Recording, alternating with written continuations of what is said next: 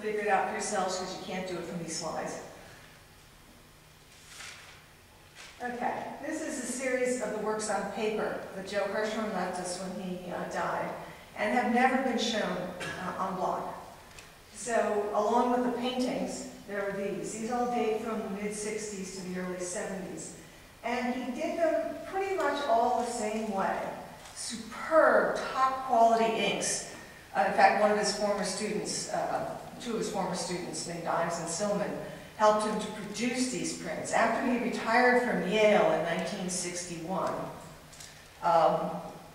he set about creating this teaching aid called Interaction of Color, which he published in 1963. He also set about making color serigraph editions based on paintings he had previously made, and then sometimes they're original compositions. But most of them are not, so they have titles. Like, you will have the painting called Profundo, which the black work on paper is based on. That one is titled Blue Remind Me, because there's actually a painting of that title elsewhere. One of my favorites, Arctic Bloom. Some of them, and this is the weird thing, so you put the ones with these grays, no matter what they're next to, they change. So again, it isn't just after image, it's something psychic that's going on. I'd also like to point out that these are all small, they're all 11 by 11 inch square or 15 by 15 inch square.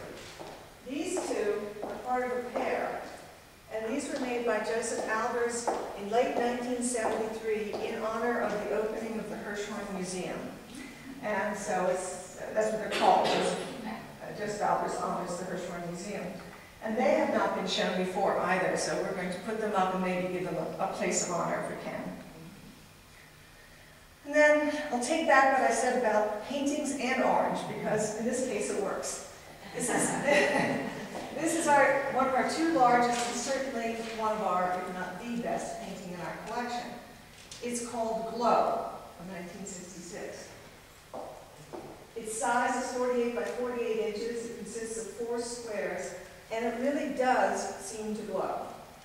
This painting has been used for a variety of installations here by its, personality. To stick it with a minimalist, because this is about as minimalist as you get, although fans of minimalism disagree with me.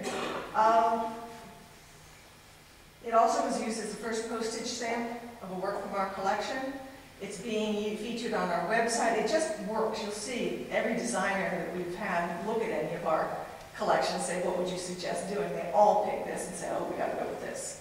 So, despite my dislike of orange, despite my dislike of his larger paintings, this is a terrific painting, and our librarian has had it for years and has to lose it for a show. But alongside this mastery of color is the Albers who was interested always in design, structure, textures, materials, and affordable art for the ordinary working person.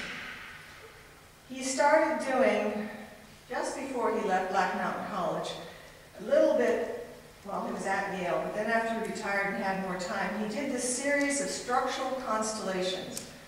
He did them by ink drawing on graph paper, which is what you see at the top. Again, back to that Moholy-Nagy idea that you could make a drawing. In this case, you could simply give it to an industrial engraving place, and they could engrave it on whatever you want, in as many as you want, in whatever size you want, because it's so precisely scaled and accurately made. What's more intriguing is he anticipated art.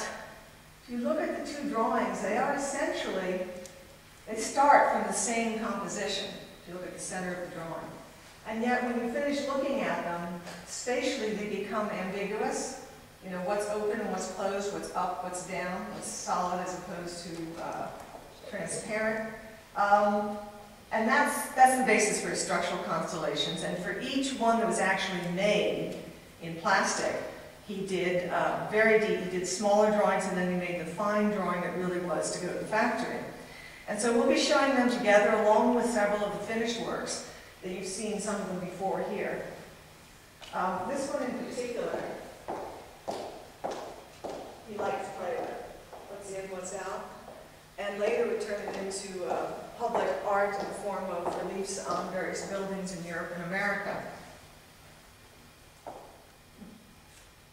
Get back up for just a second. When you look at these, it's very easy to walk right past them. Some people love them. Engineers seem to love them. I happen to like the finished product more than the drawings, and we have a whole bunch, so I got to look at a lot more than will be in the show. I would point out that these being designed in the 50s into the early 60s, really between about 1954 and 1965, for that decade. What material did he choose to make them in? Well, he harked back to what he had done at the Bauhaus with the flashed glass, where you have two layers fused together, and then you cut through the top one to reveal the bottom one. Once again, the bottom one was white, the top one in this case was black instead of being red or blue. He did enough with color that he didn't want color, he knew how misleading color could be. In trying to create spatial ambiguities, things that will fool your eye, maybe even your brain, he felt you had to do it in black and white, because color changed things. So what he did is he got, you know what vinylite is? You know what formica is? Yeah. Formica being manufactured on a huge scale in the 50s, primarily for use in American kitchens, countertops, what have you, flooring, some kinds of kitchenettes and so forth. He went to them and said, I would like to make these two-tone, machine-engraved works in large editions. And this was the equivalent of what he didn't get to do with the glass works at the Bauhaus. He meant these as things that you could have at a very, very affordable price. So you could, if you had been there at the time and had been aware of this, say around 1964-ish, you could have bought these for $50. You could have bought several of his exquisite works on paper from the Amish to the Square series for $75. And you could have had as much color or as much spatial jigsaw puzzles as you'd like. Peculiarly, not many people really wanted these, but they were very much appreciated by, if you look at what Bridget Riley was doing in black and white in, say, 1958, look at what he was doing in 1954. And the same with others. And he was admired in Germany and Europe for this kind of work, as well as for his earlier Bauhaus and Amish to the Square works.